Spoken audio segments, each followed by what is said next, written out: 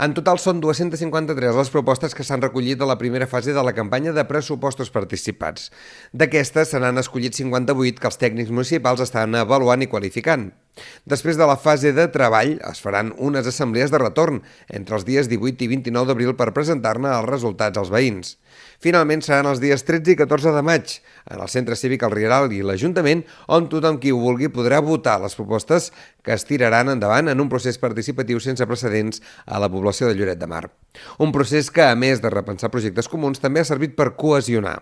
És un projecte que no és només una quantitat de diners, vull dir, hi ha molts altres aspectes darrere, la vessant social, estem veient que a les assemblees hi ha veïns que no coneixen ni els propis representants del barri o zona on viuen i això els ha servit. Hi ha exemples de persones que un cop acabat l'assemblea s'han ofert per poder treballar conjuntament amb l'associació de veïns del barri. Després d'una primera ronda de trobades amb les diverses assemblees, el regidor està convençut de la bona rebuda de la iniciativa per part dels veïns.